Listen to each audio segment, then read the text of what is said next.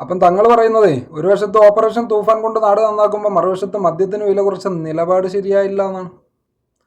മുസ്ലിം ലീഗിന്റെ അണികളൊക്കെ കൂടി പടവെട്ടിയെടുത്ത മുഖ്യമന്ത്രി കള്ളിന് വില കുറക്കുമ്പോൾ തങ്ങളുടെ ചോദ്യം തീർത്തും ന്യായമാണ്.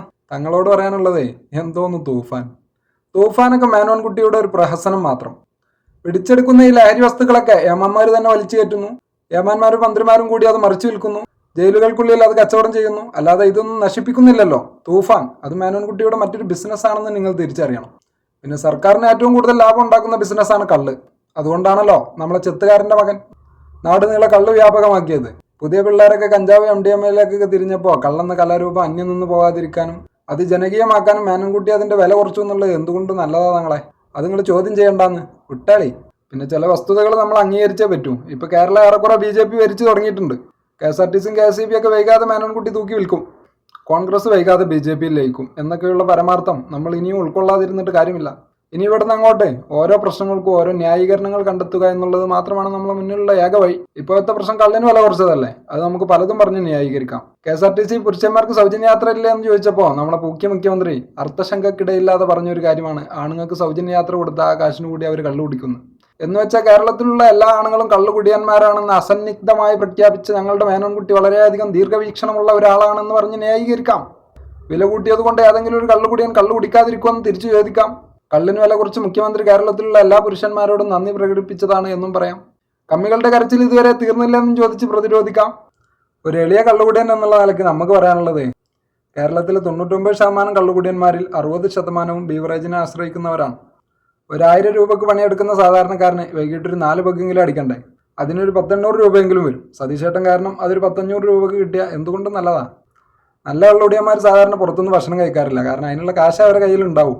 മേനോൻകുട്ടി കള്ളിന് കാശ് കുറച്ച് കൊടുക്കുമ്പോൾ അവർക്ക് എന്തെങ്കിലും വാങ്ങിച്ച് കഴിക്കാം, നല്ലതല്ലേ? മിനിമം പെട്രോളെങ്കിലും അടിച്ചൂടെ? നല്ലതാ. സാധാരണ 2-3 പെഗ് അടിക്കുന്നവൻ വില കുറഞ്ഞു എന്ന കാരണത്താൽ 2 പെഗ് കൂടുതൽ അടിക്കാനുള്ള സാധ്യത വളരെ കുറവാണ്. മിക്കവാറും ആ കാശ് പിള്ളേർക്ക് ഫീസ് കൊടുക്കാനോ പെണ്ണുപിള്ളേർക്ക് മീൻ വാങ്ങാനൊക്കെ കിട്ടും, നല്ലതല്ലേ? അതായത് 1000 രൂപക്ക് പണിയെടുക്കുന്നവൻ 600-ന് കള്ളു കുടിച്ചാലും 400 വീട്ടിൽ കിട്ടും. വില കൂട്ടിയാൽ ആ കാശും കൂടി ബാറിൽ പോവും, ശരിയല്ലേ? പിന്നെ ഞങ്ങൾ ഗൾഫേരെ കാര്യം പറഞ്ഞാൽ ലീവിൽ വന്നിട്ട് ബീവറേജിൽ വരിക്കാനും ഞങ്ങൾ പോകില്ല. വല്ല മിലിറ്ററി കോട്ട് വാങ്ങി അടിച്ചാലും ഈ ബീവറേജ് കിട്ടുന്ന അതേ റേറ്റിൽ തന്നെ അവരും തരാം. പിന്നെ ഞങ്ങൾ ബാറിൽ പോയിട്ട് അത്യാവശ്യം കുഴപ്പമില്ലാത്തൊരു ബ്രാൻഡ് 1000-1500-ന് ഒരു പൈൻറ്റ് വാങ്ങിച്ച് അടിച്ചാൽ ആദ്യം അവന്മാർ നല്ല സാധനം വെച്ച് തരും. 2 അടിച്ച് ഫിറ്റായി കഴിഞ്ഞാൽ പിന്നെ അവന്മാർ കലക്കിയ ഏതെങ്കിലും കൂതറ സാധനം ആ ബ്രാൻഡിൽ വെച്ച് തരും. അത് നമുക്ക് തിരിച്ചറിയാൻ പറ്റില്ല. അതിപ്പോൾ പറഞ്ഞാൽ എന്തിനാ വെച്ചാൽ വില കൂടുന്നതിനനുസരിച്ച് കള്ളത്തരം കാണിക്കാനുള്ള വ്യഗ്രത കൂടും. അവർക്ക് വില കുറഞ്ഞ സാധനം കിട്ടുമ്പോൾ കള്ളത്തരം കാണിക്കാനുള്ള പ്രവണത സ്വാഭാവികമായിട്ട് കുറയും. വില കുറയുമ്പോൾ നല്ല സാധനം തന്നെ കൊടുക്കാം. കൂതറ സാധനം ഒന്നും കലക്കി കൊടുക്കണ്ടെന്ന് ഏതെങ്കിലും ബാർ മുതലാളിമാർക്ക് തോന്നിയാൽ അതും കുടിയന്മാർക്ക് നല്ലതാണ്. ഞങ്ങൾ കുടിയന്മാർക്ക് അത്രയും കാലം കൂടി ജീവിച്ചിരിക്കാം. ചുരുക്കി പറഞ്ഞാൽ പറഞ്ഞു വന്നത്, ഇപ്പം കള്ളു വിൽക്കുന്നതിൻ്റെ പകുതി വിലക്ക് പൂക്കിയ മുഖ്യമന്ത്രിക്ക് ഈ കള്ളു വിൽക്കാൻ സാധിച്ചാൽ കേരളത്തിലെ ഓരോ വീട്ടിലേക്കും 3000 രൂപ പെൻഷൻ കൊടുക്കുന്നതിന് തുല്യമാണ്. പ്രത്യേകിച്ച് തെക്കൻ ജില്ലകളിലൊക്കെ ഞാൻ ഈ പറഞ്ഞത് അച്ചട്ടാ. മലപ്പുറത്ത് മച്ചിങ്ങലൊരു ഏറനാട് ബാർ പറഞ്ഞിരുന്നു. നല്ല റമ്മ് കിട്ടിയിരുന്ന, ഫ്രീ ആയിട്ട് ടച്ചിങ് ഒക്കെ കിട്ടിയിരുന്ന, നല്ല സ്വഭാവമുള്ള വെയിറ്റർമാരുണ്ടായിരുന്ന, നല്ല വിശാലമായ പാർക്കിംഗ് സൗകര്യം ഉണ്ടായിരുന്ന, പൊതുവെ മറ്റു ബാറുകളൊക്കാർ റേറ്റ് കുറവുള്ള, സൗകര്യം കൂടുതലുള്ള, നല്ല ബർക്കത്തുള്ള ഒരു ബാറായിരുന്നു ഏറനാട് ബാർ. നല്ല വലിയ സ്ക്രീനിൽ പഴയ പടങ്ങളും ചിത്രഗീതമൊക്കെ കണ്ടിങ്ങനെ യാ മോനെ അതൊരു കാലം. നമ്മളിപ്പോൾ ഇവിടെ പറഞ്ഞു തന്നേ ഒരു ദിവസം ഒരു താളത്തിൽ അങ്ങനെ പറഞ്ഞു വരുമായിരുന്നു. ബാറ്ററി ലോ ആയി. ഇപ്പം നിൽപ്പനടിച്ചിട്ടാണ് ബാക്കി വരേണ്ടത്. അപ്പോൾ പറഞ്ഞു വന്നതേ, ഞാൻ നിസാറും കൂടി ഒരു ദിവസം 2 അടിക്കാൻ വേണ്ടി വൈകിട്ട് പോയപ്പോഴേ അവിടെ ഉണ്ടൊരു മുസ്ലിം ലീഗിൻ്റെ പന്തൽ, സമരപ്പന്തൽ. ഞങ്ങൾ നല്ല ചൂടിൽ പുറത്തേക്ക് ഇറങ്ങുമ്പോഴേ സമരപ്പന്തലിൽ നിന്ന് കല്ലേറ്.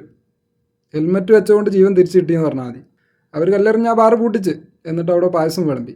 ഞങ്ങൾ എന്തെങ്കിലും ആ ബാറ് തിരിച്ചു വരുമെന്നുള്ള ശുഭപ്രതീക്ഷയിൽ വർഷങ്ങളോളം കാത്തിരുന്നു. ഇതിൻ്റെ ശാപൊക്കെ മുസ്ലിം ലീഗിനുണ്ടാവില്ലേ?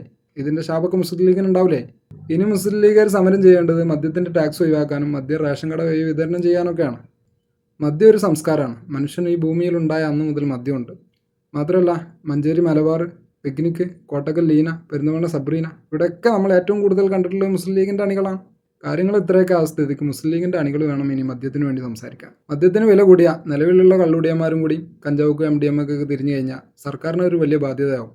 കഞ്ചാവൊക്കെ ആകുമ്പോൾ ഒരു 1500 രൂപയ്ക്ക് ഒരു പൊതി വാങ്ങിയാൽ 3-4 ആൾക്ക് 4-5 ദിവസം ഇരുന്ന് വലിക്കാം. ഇത് നല്ലൊരു സാധനത്തിന് ഫുള്ളിന് 1000 രൂപ കൊടുക്കണം. 4 ആൾക്ക് ഒരു നേരത്തിന് തികയില്ല. പോരാത്തിന് ഗ്ലാസ് വേണം, അച്ചാർ വേണം, മിച്ചർ വേണം.